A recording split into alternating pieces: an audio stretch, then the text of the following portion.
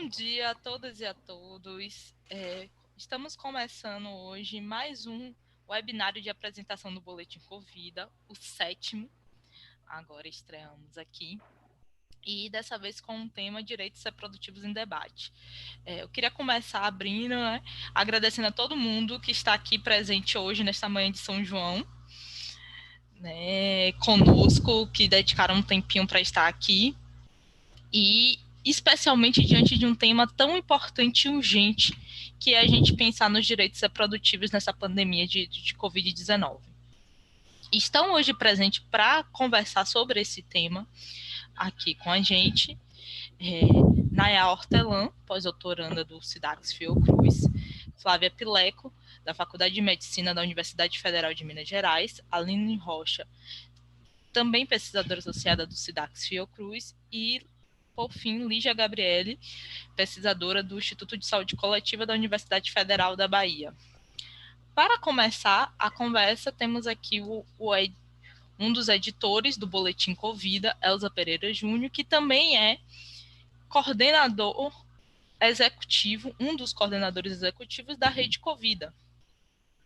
Elza é pós-doutorando do Centro de Integração de Dados e Conhecimentos para a Saúde, doutor em Saúde Pública pelo Instituto de Saúde Coletiva da Universidade Federal da Bahia e também é membro do subgrupo de Organização de Serviços de Saúde. Bom dia, Elza. Bom dia. Bem, eu vou rapidamente fazer uma apresentação sobre a Rede Covida e uma apresentação geral da estrutura do nosso 7º boletim.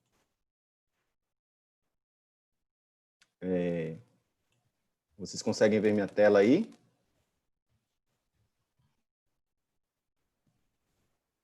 Raíza, minha tela está compartilhada, conseguem ver direito? Tudo certo, tudo certo. Ok.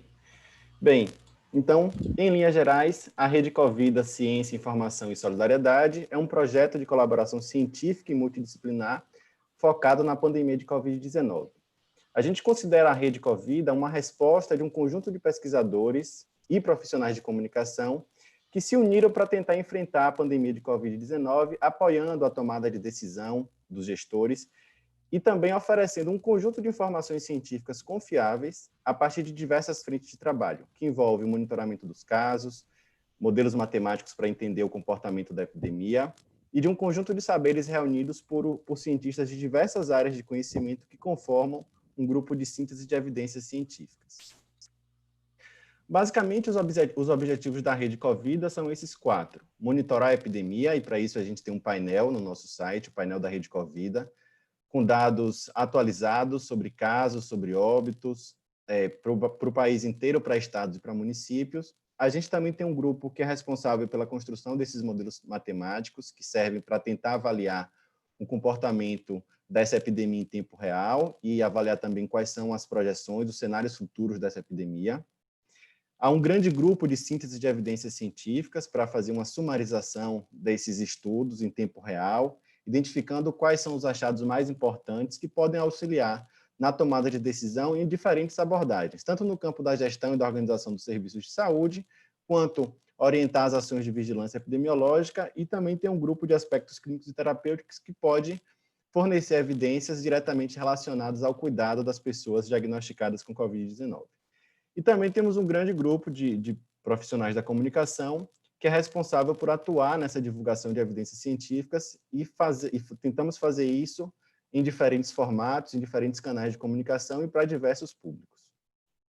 Os webinários que a gente produz são esses produtos de divulgação científica e todos nos nossos documentos, tanto as notas técnicas quanto os boletins e os outros documentos que a gente produz para as redes sociais fazem parte dos produtos que o grupo de divulgação científica é responsável. Só para termos uma noção de como é a estrutura, o funcionamento e a estrutura da Rede Covida, a gente tem uma coordenação executiva, formada por um conjunto de pesquisadores da UFBA, do SIDAX, da Fiocruz. Essa coordenação executiva tem um papel de coordenar, de modo geral, todas as atividades desenvolvidas pelos grupos específicos de trabalho. Além dessa coordenação executiva, a gente também tem um conselho consultivo, que ajuda na realização das análises de situação de saúde, colabora com essa coordenação executiva. E temos aí 5 grandes grupos de trabalho. Um grupo de visualização de dados, que é responsável por alimentar, por manter o nosso painel de dados. Um grupo de epidemiologia e informação, que é responsável por coletar um conjunto de dados, definir os fluxos de dados, organizar esse conjunto de informações, que acabam alimentando a visualização de dados e também alimentam um grupo de modelagem matemática. Esse grupo de epidemiologia e informação também tem o papel de descrever as características epidemiológicas da epidemia. Temos esse grupo de modelagem matemática, que é um grupo formado por físicos, por epidemiologistas, por estatísticos, por matemáticos, e que tem o papel de tentar traçar essas predições, esses cenários futuros da epidemia. Temos um grande grupo de síntese de evidências científicas, que, como o próprio nome diz, é responsável por sintetizar um volume imenso de artigos que têm sido publicados recentemente sobre a Covid-19. E para que a gente faça isso de uma maneira mais organizada, esse grupo de síntese de evidências científicas se divide em 5 subgrupos. Um deles é um que estuda as questões relacionadas à etiologia, à patogênese e aspectos de diagnóstico, discute muito sobre os testes diagnósticos para a Covid-19. Temos um grupo de clínica e terapêutica, que é responsável por sumarizar as evidências sobre os tratamentos que estão surgindo. Muitas vezes esse grupo produz notas que desfazem fake news sobre falsas promessas de tratamentos comprovados contra a Covid-19. Então, é um grupo que estuda um pouco desses aspectos clínicos e aspectos da terapêutica contra a Covid-19. Temos também um grupo que pensa, que sumariza as evidências sobre os aspectos relacionados à organização dos serviços de saúde. Então, quais são os desafios que os serviços de saúde enfrentam para lidar com a Covid-19, como os serviços podem se organizar para continuar prestando cuidado, para continuar garantindo acesso. Temos um grupo de estratégias de controle e de prevenção, que estuda um pouquinho as medidas de distanciamento social, o efeito dessas medidas, como é que isso impacta na disseminação da epidemia no país e, de modo geral, quais são as estratégias utilizadas no mundo para tentar controlar e prevenir a Covid-19. E temos ainda um grupo que é responsável por estudar, por discutir, por sumarizar as evidências sobre os impactos sociais e as desigualdades em saúde. Ainda temos esse grupo de comunicação, que atua fazendo essa ponte entre o que é produzido na Rede Covida e a sociedade em geral. Então, a gente tem o grupo de comunicação tem essa função de ajudar na disseminação dessas informações, organizar esses webinários, ajudar na produção desses materiais de comunicação. Além desses 5 grandes grupos, temos ainda forças-tarefa, que têm o objetivo de responder perguntas específicas que surgem no decorrer das atividades da Rede Covida. E temos ainda os grupos de apoio à ação local. Como a gente está em Salvador, aqui na Bahia, a gente tem 2 grupos de apoio à ação local que trabalham com parcerias tanto com a Secretaria Estadual de Saúde, a CESAB, quanto a Secretaria Municipal de Saúde de Salvador, e tenta ajudar os serviços de saúde a enfrentarem essa pandemia.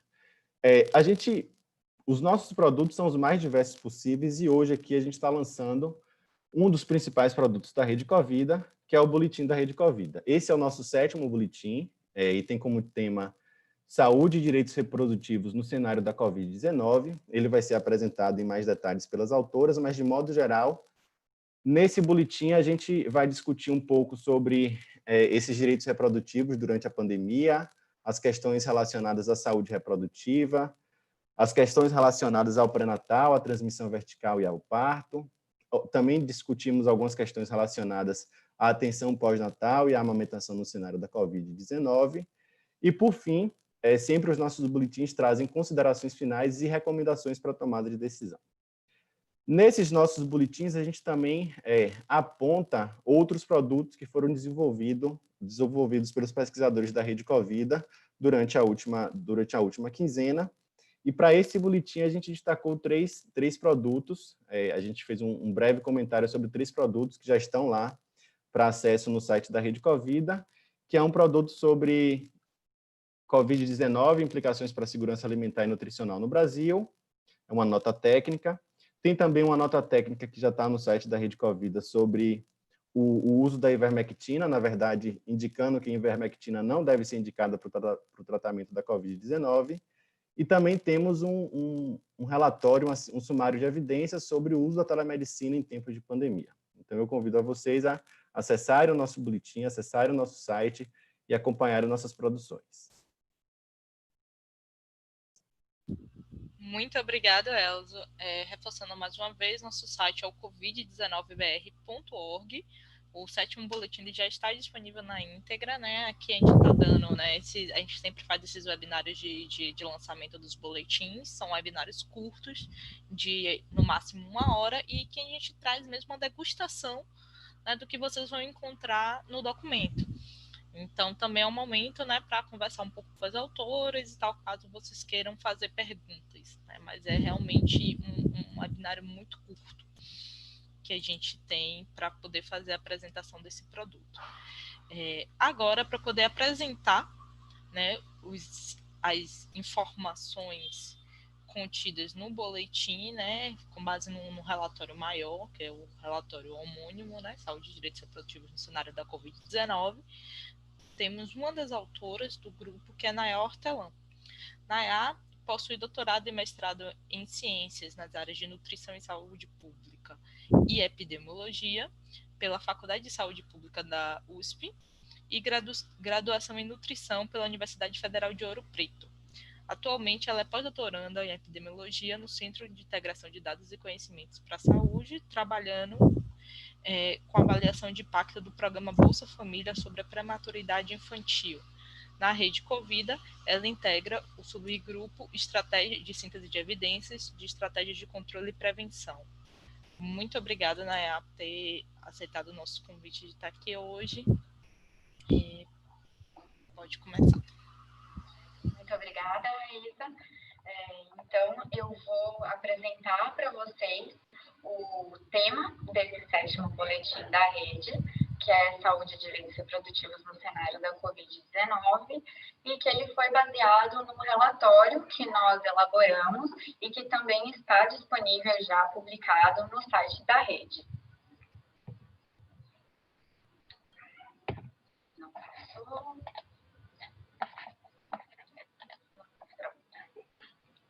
Bom, levando, né, em conta que os efeitos da pandemia eles têm exigido esforços globais para o enfrentamento da Covid-19, é importante, né, pensar que isso tem sido feito tendo em vista as consequências sociais e econômicas que afetam a saúde da população. Nesse sentido, rearranjos para organização dos serviços de saúde são necessários, né, visando, portanto, a redefinição de prioridades assistenciais e também possíveis problemas logísticos da oferta de insumos e de medicamentos, principalmente às mulheres. E esses problemas acabam aumentando os desafios para garantir a saúde sexual e direitos reprodutivos às mulheres, especialmente de grupos mais vulneráveis. Então, os principais desafios encontrados são a dificuldade da oferta de ações para o planejamento familiar e para atendimentos eletivos de saúde reprodutiva, também como garantir o direito ao aborto legal de forma segura, e também a qualidade e disponibilidade de uma assistência pré-natal, da assistência ao parto e também assistência pós-natal a essas mulheres e aos recém-nascidos. Então, começando falando sobre os direitos reprodutivos durante a pandemia de Covid-19, a Organização Mundial da Saúde, ela já se posicionou recomendando a importância da manutenção dos cuidados durante toda a gestação e momento do parto. E junto à OMS, o Fundo das Nações Unidas para a Infância e também outras instituições já declararam a necessidade, né, que a contracepção, os serviços de contracepção e de assistência ao aborto seguro são serviços essenciais que não deveriam ser suspensos nesse momento de pandemia. No entanto, entre os principais serviços que estão sendo afetados pela pandemia estão os de contracepção, os de planejamento reprodutivo, a assistência às pessoas com HIV e também com outras infecções sexualmente transmissíveis, os serviços de aborto que são legalizados, né, por lei, assistência pré-natal e também assistência ao parto. Também já há evidências mostrando um aumento da ocorrência da violência de gênero e doméstica desde o início dessas campanhas de distanciamento social. Sobre os principais impactos da pandemia para a manutenção da saúde reprodutiva, né? Os países asiáticos, eles são os principais produtores de contraceptivos do mundo todo. E eles tiveram a sua produção e também a distribuição desses contraceptivos afetada pelas principais medidas de contingenciamento para a contenção da disseminação do vírus SARS-CoV-2. Também temos que vários serviços, né, de consultas, atendimentos eletivos de saúde e o desvio tanto de recursos financeiros quanto também de profissionais de saúde para atenderem a pandemia nesse momento. E isso impacta diretamente na redução da oferta de serviços de saúde sexual e reprodutiva. E também houve uma diminuição da renda ocasionada pela recessão econômica e o receio de contaminação dessas pessoas em transportes públicos ou no próprio serviço de saúde, e isso também acaba implicando numa redução do acesso a esses serviços. Entre as principais consequências desses acessos estão o aumento de gravidezes não pretendidas, a busca por abortos inseguros em locais clandestinos e também o aumento da mortalidade materna. Nesse sentido, é necessário que os governos mantenham os programas de saúde reprodutiva, também melhorem o acesso às informações sobre os serviços de saúde sexual e reprodutiva, fortaleçam a cadeia de suprimento desses métodos contraceptivos e permitam a sua disponibilização sem receita médica. Entre as principais recomendações para o uso de métodos contraceptivos estão a necessidade, né, do incentivo à contracepção de alta eficácia e de longa duração, de 6 a 12 meses, a possibilidade de dispensação desses contraceptivos para um período maior de uso também, e as novas usuárias, a recomendação de consultas e serviços de planejamento com prescrição médica e serviços remotos. Em relação à transmissão sexual do vírus, ainda não há evidências que isso pode ocorrer. No entanto, é necessário vigilância, porque um estudo, por exemplo, realizado na China, com 38 pacientes infectados pelo vírus, mostrou que 6 desses 38 pacientes, eles tinham a presença do vírus SARS-CoV-2 no sêmen. E desses 6 pacientes, 4 estavam em fase aguda da infecção. Então, isso mostra, né, a necessidade de vigilância e de maiores investigações sobre o assunto. Em relação à reprodução assistida, são recomendados principalmente a suspensão de novos ciclos de tratamento e o encerramento de ciclos iniciados com o congelamento dos embriões e dos óvulos. E com uma exceção somente às pacientes oncológicas que tenham baixa reserva ovariana ou que tenham uma idade mais avançada e que ainda pretendem preservar a sua fertilidade. Em relação às pessoas vivendo com HIV, é imprescindível que a interrupção do tratamento não aconteça e que as receitas sejam revalidadas e os medicamentos enviados via correio. Em relação aos serviços de aborto, a pandemia já tem exposto a vulnerabilidade desses serviços ao redor do mundo. No entanto, o adiamento do aborto, que é legal, né, ele implica em maiores riscos à saúde física, né, por essas mulheres acabarem recorrendo a abortos clandestinos, e também mental dessas mulheres que não pretendiam engravidar, implicam em custos mais elevados aos sistemas de saúde, ou também a inviabilização da realização desse procedimento por um impedimento legal ou ético, se passar o prazo que é permitido a realização, né, do aborto, que são até as 12 semanas gestacionais. Bom, em relação a tudo que já se tem até o momento, né, evidências já têm mostrado que as restrições vigentes, elas implicam, né, que 10% dos abortos seguros no mundo serão convertidos em inseguros.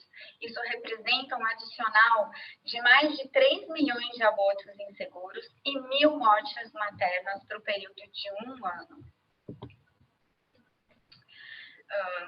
No Brasil, onde o aborto ele é permitido somente em 3 situações, então, para salvar a vida das gestantes, no caso de gravidez decorrente de estupro, ou no caso de ter um feto anencefalo, a principal referência de aborto legal em São Paulo, que é o Hospital Pérola Byton, suspendeu esses serviços de interrupção da gravidez entre 26 e 30 de março e só retomou após a intervenção do Ministério Público e da Defensoria Pública do Estado de São Paulo. E o Ministério da Saúde, ele demorou para assumir uma posição oficial sobre a necessidade de manutenção desses serviços de planejamento familiar e aborto, e emitiu uma nota somente no dia 1º de maio, reconhecendo como essenciais esses serviços e reforçando ações que já eram previstas na política de atenção integral à saúde das mulheres, reiterando, portanto, a importância da continuidade dos serviços que já eram prestados. No entanto, 3 dias depois, se pronunciou novamente, informando que a nota foi indevidamente veiculada, pois ela não havia sido demandada nem apreciada pela Secretaria de Atenção Primária à Saúde. E isso culminou com a exoneração de 2 funcionários. Então, né, alguns desafios bastante importantes que a gente vem vivenciando no nosso país nesse momento. Em relação à atenção pré-natal, a OMS recomenda, portanto, né, a manutenção também desses cuidados pré-natais de qualidade durante todo o período de pandemia. E a Unicef sugere alguns modos alternativos dessa assistência, como as consultas por telefone ou de forma online e consultas presenciais somente quando de fato é necessário. Sendo que é necessário garantir à gestante e à equipe de saúde a proteção com respeito às medidas de distanciamento e de lavagem das mãos e de uso de máscara. No Brasil, em relação, né, ao atendimento na atenção primária, foi garantido atendimento presencial às gestantes assintomáticas e sem nenhum risco epidemiológico, e caso tivessem algum risco, poderiam agendar uma consulta presencial ou até uma visita ao domicílio. E para as mulheres sintomáticas ou com confirmação da doença, é recomendado um adiamento, se possível, né, dessas consultas por 2 semanas. E é visto como uma alternativa o atendimento num local especial, isolado, dessas gestantes. E também é recomendado o monitoramento de todas as grávidas sintomáticas. O Ministério da Saúde também incluiu as gestantes e as puérperas nos grupos de risco para a Covid-19, já fazendo uma analogia ao que aconteceu durante a pandemia do H1N1.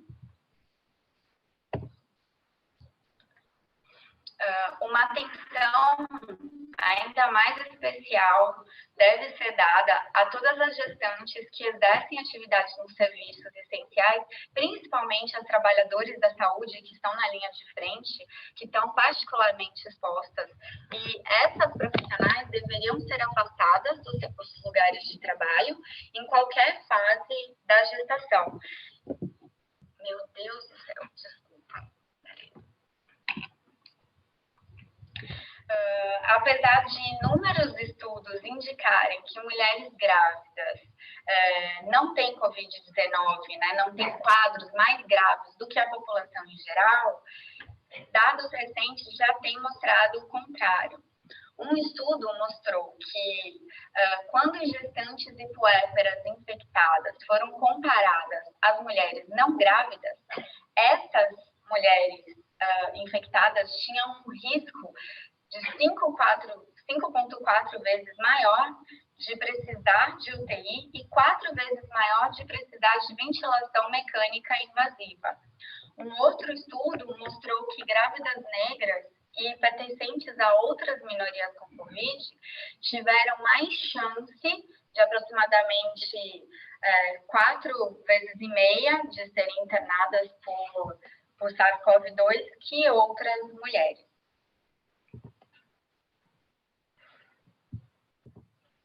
Desculpa. Em relação à transmissão vertical desse vírus, ainda não existem evidências robustas que isso possa ocorrer. No entanto, é plausível supor que uma mulher grávida que esteja sintomática, esteja próximo do momento do parto, ela tenha um risco de transmissão vertical presente. E isso pode ocorrer tanto no útero quanto no momento do parto.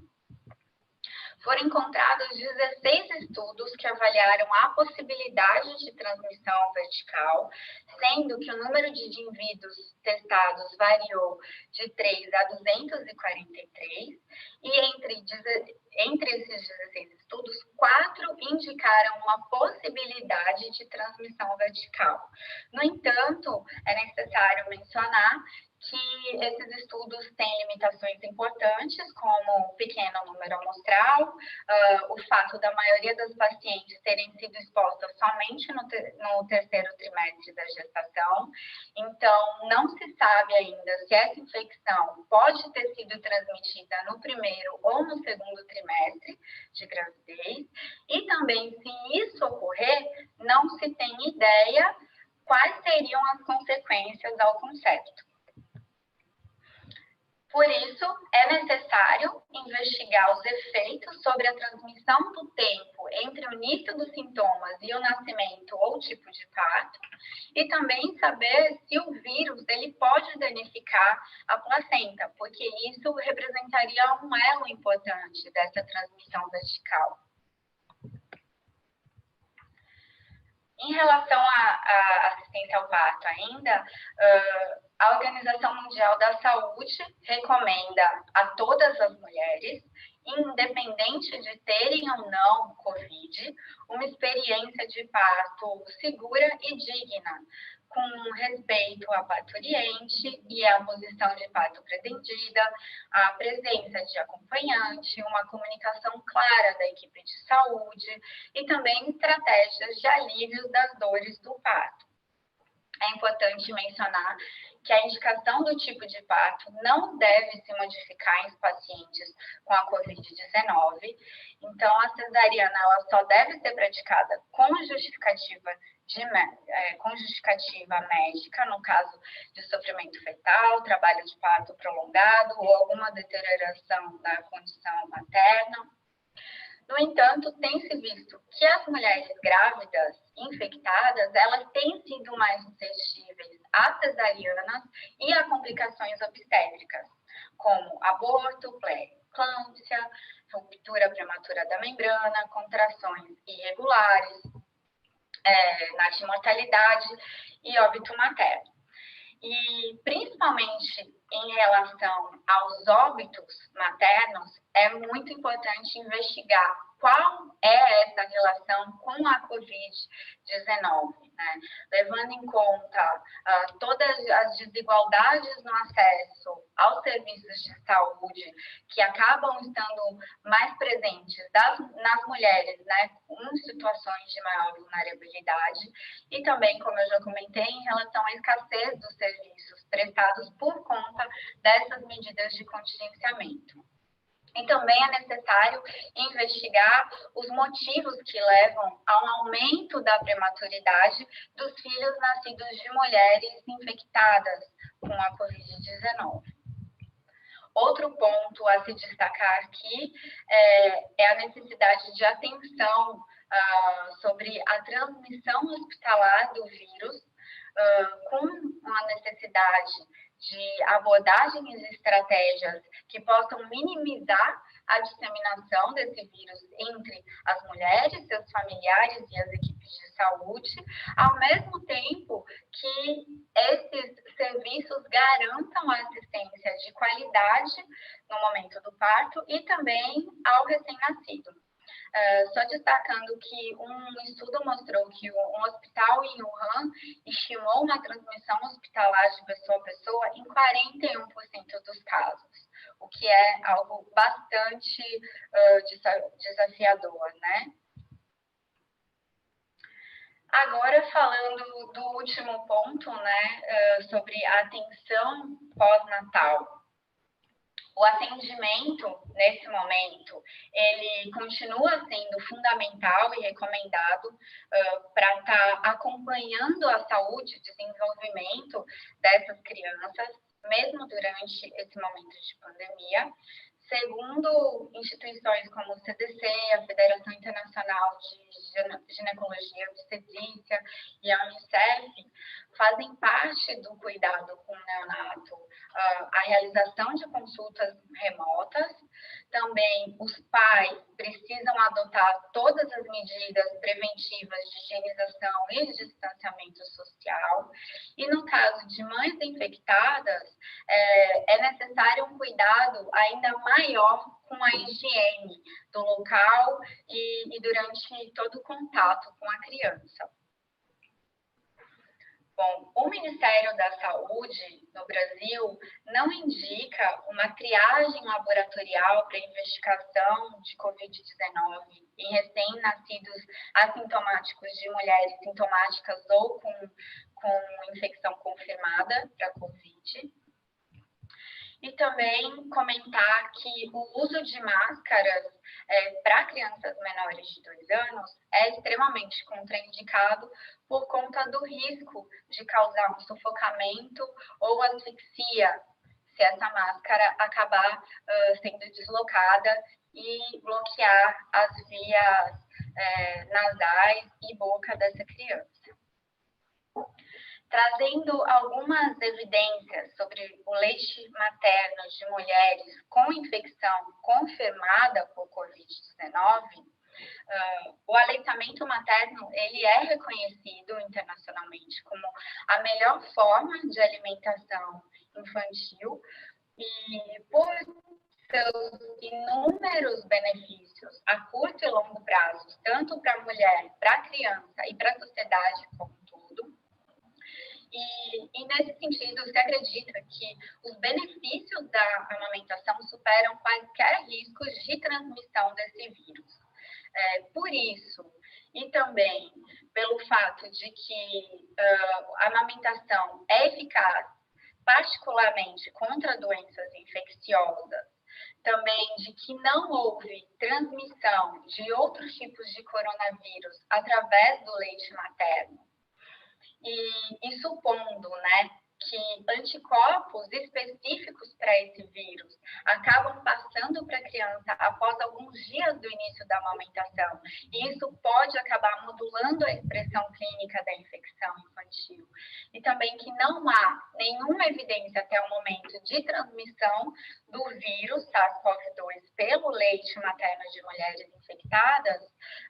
Por conta disso, algumas instituições, diversas no caso, tanto nacionais como internacionais, são favoráveis ao início e também manutenção desse aleitamento materno, desde que essa decisão seja tomada pela mãe, né, com apoio da família, dos profissionais de saúde, e desde que sejam respeitadas as suas condições clínicas e o desejo de amamentar.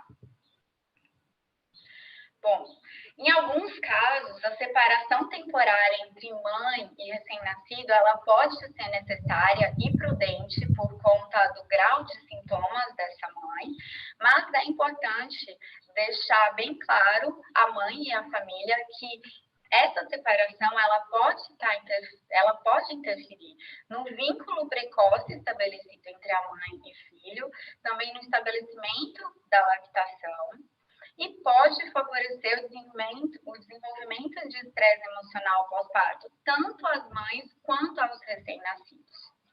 Portanto, essa decisão precisa ser individualizada com consentimento materno e, de toda forma, se evitar o uso de fórmulas artificiais, sendo prudente extrair e oferecer o leite materno, não sendo necessário pasteurizar esse leite, porque esse processo acaba por reduzir o valor biológico e imunológico do leite humano, além de não se acreditar que ele seja um veículo de infecção. E no caso do alojamento conjunto, que seria o mais adequado, algumas medidas protetivas precisam ser respeitadas. Então, a realização de higiene adequada e frequente das mãos, utilização de máscaras, no caso de mães infectadas, as máscaras devem ser cirúrgicas, a sala deve estar isolada. O berço do recém-nascido deve ser colocado a aproximadamente 2 metros do leito da mãe e também o uso de uma barreira física é apropriado entre ambos, como um divisor de quarto. Levando em conta, portanto, a atenção à saúde mental que essas puérperas podem ter, né, durante esse momento de pandemia, a gravidez e o puerpério, por si só, já deixam essas mulheres mais suscetíveis a desenvolver diversos problemas, né, de saúde mental. No entanto, nesse momento, as preocupações com o neonato são ainda maiores, né, provocando mais ansiedade e estresse nessas mães por conta de preocupações com o bem-estar do neonato, com as medidas preventivas de higiene, distanciamento social, se estão sendo suficientes, se na necessidade de uma assistência médica satisfatória, se ela poderá ter esse acesso, e também a própria possível separação que ocorra entre a mãe e o neonato já é um fator de estresse bastante grande, como eu comentei. Nesse sentido, a FIGO e a OMS recomendam a prestação de assistência psicológica e ou psiquiátrica às grávidas e puérperas nesse momento. E, portanto, para fechar, né, o boletim, trazendo algumas considerações finais e recomendações. Bom, é importante mencionar que uma agenda política, né, de saúde sexual e reprodutiva, ela deve estar, portanto, no centro de resposta à Covid-19, para estar garantindo, né, a alocação de recursos humanos e também de materiais necessários para a manutenção desses serviços, que eles fiquem em pleno funcionamento, mesmo nesse momento, Porém, a gente sabe que o contexto brasileiro, ele impõe enormes desafios ao cumprimento dessas definições. A emenda constitucional número 95, né, que congelou os investimentos em saúde pelos próximos 20 anos, agravou bastante os mecanismos de financiamento do SUS, desarticulando e desestruturando os serviços e dificultando uma implementação de medidas capazes de mitigar os efeitos da pandemia. E como principais recomendações, portanto, nós temos a necessidade de ampliação do acesso remoto para contemplar a assistência das mulheres em idade reprodutiva a serviços primários essenciais, levando em consideração tanto os desafios impostos pela dimensão continental do nosso Brasil, com estruturas, né, extremamente desiguais, também a necessidade de ofertar linhas telefônicas gratuitas que possam ser acessadas, inclusive via celular, e a população mais vulnerável e marginalizada, a necessidade de manutenção de equipes móveis para favorecer esse atendimento, além de incluir também campanhas na TV aberta. E, por último, a necessidade de fortalecimento do esforço conjunto entre os gestores, os profissionais de saúde e também da população brasileira para a manutenção dos serviços de qualidade que sejam adequados à crise sanitária que estamos vivendo nesse momento. Então, eu agradeço e espero que esse material possa colaborar bastante para os gestores de saúde e outros profissionais envolvidos no ramo. Muito obrigada, Nayá. Vocês conseguem ver a riqueza, né, e a complexidade do tema, né, que esse documento aborda. O trabalho está fantástico do grupo de vocês, assim, parabéns, muito bom. E é muito importante também de ressaltar isso. Achei muito interessante na sua apresentação que você fala assim na parte da amamentação, por exemplo, do desejo da mãe, né? Que a gente acaba, quando a gente fala de políticas públicas, você deve, você tem que, e às vezes tem esses outros fatores que a gente não considera. Eu vou passar aqui agora a palavra para as debatedoras trazerem alguns comentários sobre esse trabalho, sobre esse estudo. E vamos começar com Flávia Pileco, que é biomédica e doutora em epidemiologia pela Universidade Federal do Rio Grande do Sul e atualmente professora da Faculdade de Medicina da Universidade Federal de Minas Gerais. Então, bom dia a todos e a todas. Eu queria fazer alguns comentários assim, sobre por que nós escolhemos determinados temas para trazer nesse documento. Então, nós falamos sobre alguns serviços sobre os quais, de saúde sexual e reprodutiva, sobre os quais já existem evidências de que a descontinuidade no acesso pode ter um impacto sobre a saúde das mulheres. Então, especialmente nesse contexto onde a gente vê o aumento da violência contra as mulheres e também uma crise econômica que pode afetar, então, o desejo por ter e não ter filhos. Então, nós escolhemos falar sobre planejamento reprodutivo, como o Nayá já falou, contracepção, a possibilidade da transmissão da transmissão sexual do vírus, reprodução assistida e aborto, especialmente aborto nos contextos onde ele é legal. O impacto da descontinuidade desses serviços de saúde sexual e reprodutiva, como a Nayá já falou, ele pode ter algumas consequências, como a gente pode ver um aumento nas gravidezes não previstas, também um aumento na busca por aborto, inclusive por aborto inseguro, e um aumento na mortalidade materna. Então, o que a gente sentiu falta, né, na elaboração desse documento, que fica como sugestão para os próximos estudos, acho que são estudos sobre o impacto da pandemia nos desfechos de saúde sexual e reprodutiva em países em desenvolvimento, especialmente na América Latina. A gente tem poucos estudos que investigam isso, a gente tem alguns que estão surgindo agora, né, como da professora Melania Amorim, que está investigando os óbitos maternos no contexto da Covid, mas sobre outros desfechos a gente não tem muitos estudos. Tem um documento que foi elaborado pela ONG Gênero e Número e também pela revista Asmina, que mostra que houve um impacto grande da pandemia nos serviços de aborto legal, onde elas viram que apenas 55% dos serviços que existiam em 2018 estão funcionando no contexto da pandemia. Então, a gente precisa de mais estudos nesse tema para poder entender um pouco os outros impactos da pandemia, que não só o adoecimento pelo vírus. É isso. Obrigada. Muito obrigada, Flávia.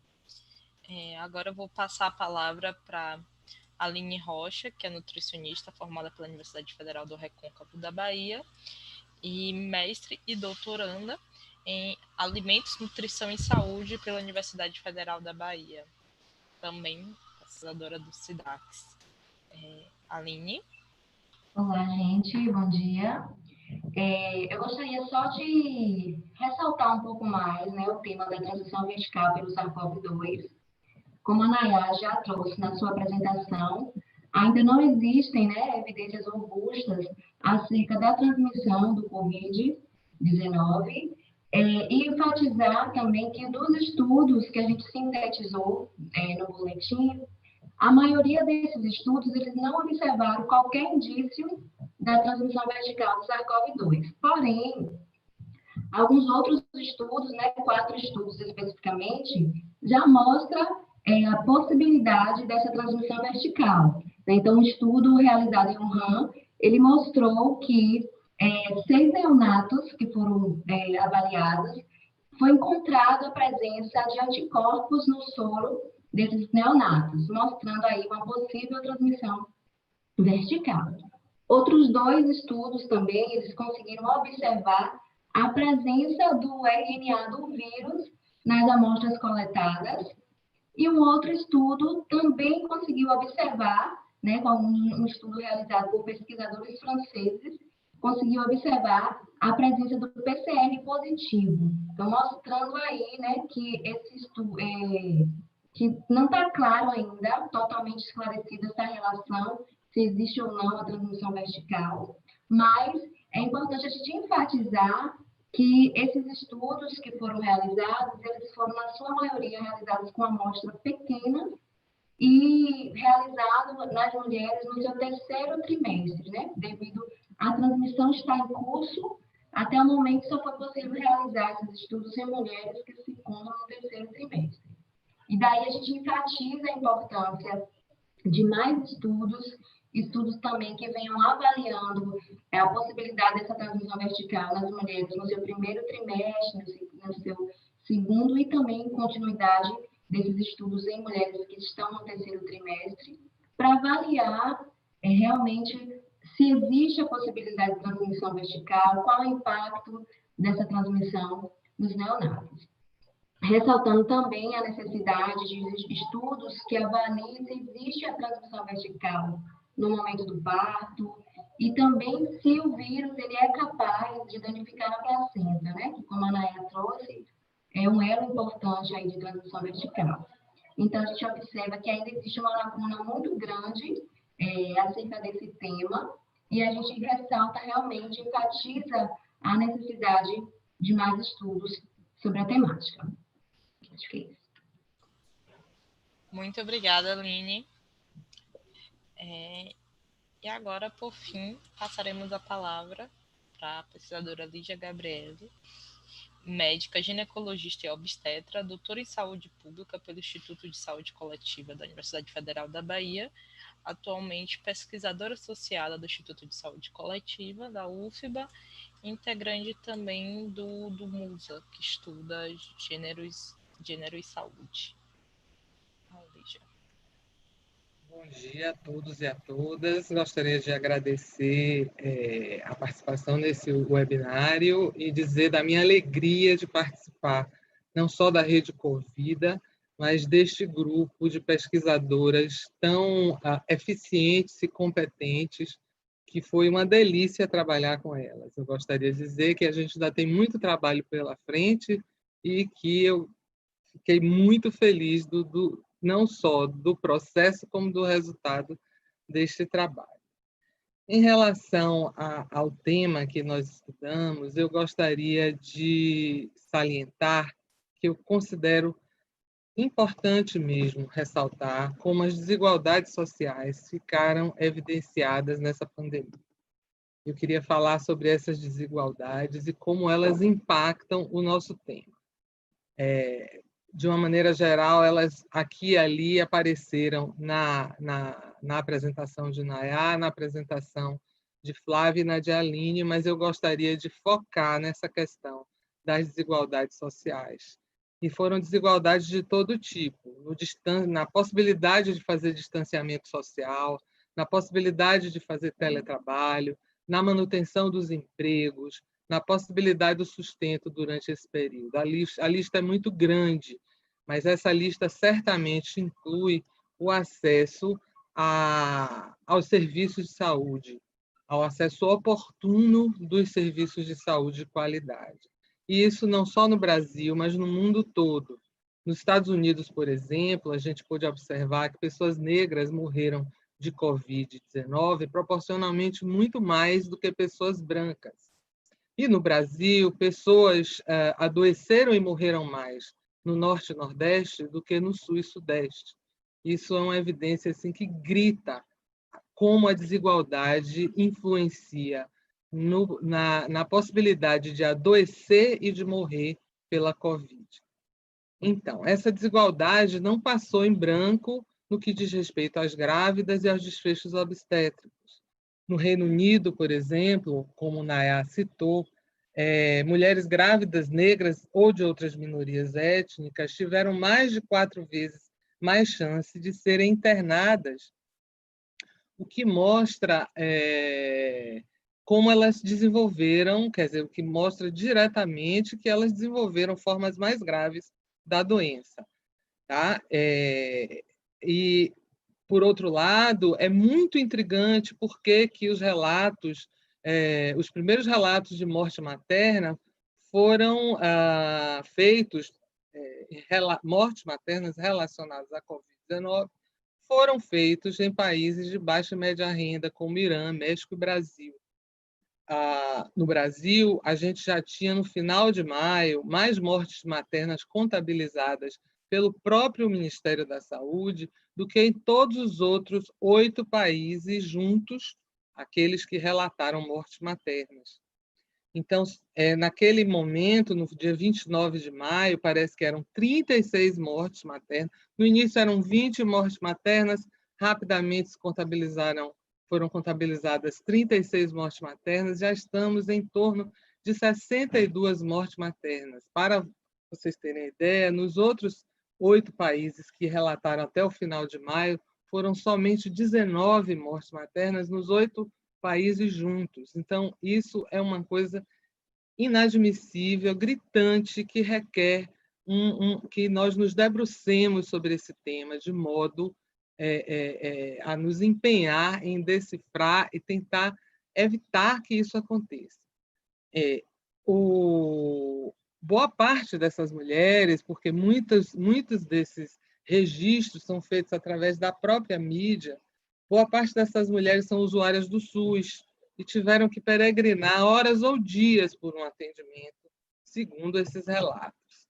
Então, a gente ainda não tem dados desagregados sobre essas mortes para poder analisá-las melhor, mas temos razões para crer, por esses relatos, que boa parte dessas mulheres vem das camadas menos favorecidas da população.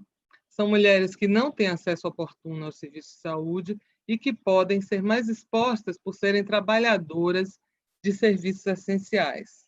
Mulheres que podem, eventualmente, morar nas periferias das grandes cidades, enfrentar, às vezes, longos trajetos em transporte público tanto para ir ao trabalho como para voltar para casa.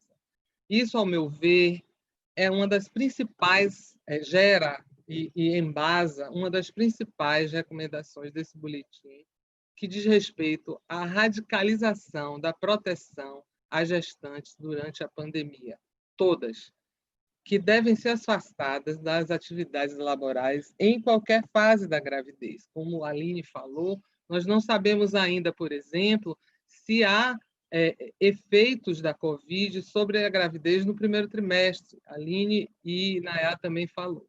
Não sabemos disso. Então, como vamos expor mulheres grávidas a esse vírus se não sabemos ainda o que pode acontecer com os concépticos? Não sabemos ainda se vamos ter efeitos neurotrópicos como houve com o vírus da Zika.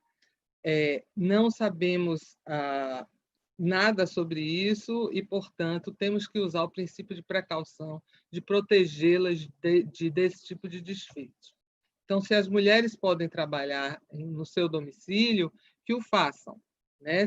Que os meios sejam providos para que elas possam trabalhar nos domicílios. E aquelas que não puderem devem ser afastadas do trabalho, sob pena de efeitos devastadores e evitáveis, efeitos estes que a sociedade não está mais disposta a suportar.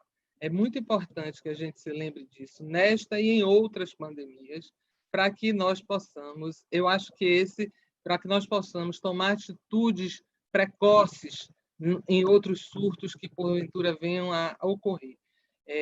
Nós estamos atravessando essa pandemia e sabemos todos que podemos passar por eventos semelhantes no futuro. Então, nós precisamos ter isso muito claro para que essa proteção é cautelar, para que a gente não tenha que amargar posteriormente as consequências disso, tanto em termos de problemas com os recém-nascidos, quanto em termos de óbitos maternos. Então, eu gostaria de agradecer a participação mais uma vez, agradecer a delícia que foi trabalhar com essas meninas, e eu acho que a gente ainda vai continuar trabalhando, temos um artigo aí para publicar, e dizer da importância do trabalho da Rede Covida nesse momento, como diz Estela Aquino, nossa coordenadora, é uma forma de positivar tudo de ruim que nós estamos passando. E pedir para que as pessoas que estão nos ouvindo acessem frequentemente o site da Rede Covida. Muito obrigada. Muito obrigada, Lígia. Eu também gostaria realmente de agradecer a todas vocês, né, que aceitaram não só, né, estar na rede, mas também produzir, disseminar a informação, né? O próprio boletim é um instrumento de disseminação do relatório, não é um boletim acadêmico, é algo mais simplificado, é um trabalho conjunto da pesquisa e da comunicação, como nos outros produtos de disseminação. Também queria agradecer em nome da equipe de comunicação a todas vocês do grupo e também por estar aceitando fazer esse webinário aqui com a gente hoje, de apresentação do tema. Eu queria só ressaltar da nossa audiência que nós tivemos pouquíssimos homens, e quando a gente fala de desigualdade, o debate ainda de gênero, de direitos reprodutivos, ainda está muito capitaneado pelas mulheres. Então, eu queria dar esse recado, assim, porque, infelizmente, a gente debate gênero, a gente debate direitos reprodutivos de forma geral, mas a maioria também dos gestores são homens. E se eles estão ausentes desse debate, se eles não se interessam por isso, fica difícil ele olhar para isso com carinho. Quando a gente fala de direitos reprodutivos, a gente está falando de um casal, né? De diversas configurações, pode ser de diversas configurações, não é só o casal heteronormativo. Mas os homens também têm que estar inclusos nesse debate. Então, meu convite aí para que o webinário está disponível, está o boletim disponível, vai ficar gravado no YouTube.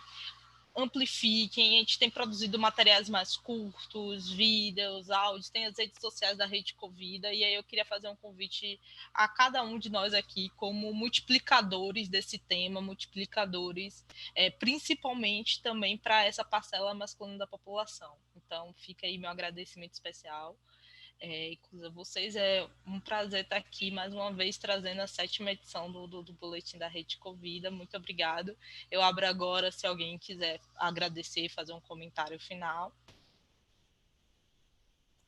Eu, enquanto um dos editores do boletim, eu também queria ressaltar a qualidade desse material que tem sido produzido. Tanto o boletim quanto a nota técnica que o grupo produziu são materiais de excepcional qualidade. Sugiro a todos que acessem, que divulguem, que leiam e que, assim como eu, aprendam um pouco mais sobre esse tema que é tão importante. Muito obrigado. Gostaria de agradecer também a oportunidade da gente estar divulgando esse material tão importante, de fato, nesse momento, e que a gente fez com tanto empenho, né? Um grupo muito bacana de trabalhar mesmo. E não sei se já podemos, né, comentar, mas houve a sugestão de se fazer 3 vídeos a partir desse material elaborado. Então, haverá mais para frente 3 vídeos sobre os 3 distintos tópicos, né? Então, visando mais atenção pré-natal, os direitos reprodutivos, depois do pré-natal e depois a atenção pós-natal. Então, em breve, em algumas semanas, a gente espera estar divulgando esses materiais também. Bom, muito obrigada a todos, um grande abraço e até a próxima. E um feliz São João a todo mundo também. Feliz São João. Tchau, tchau. Tchau. Tchau.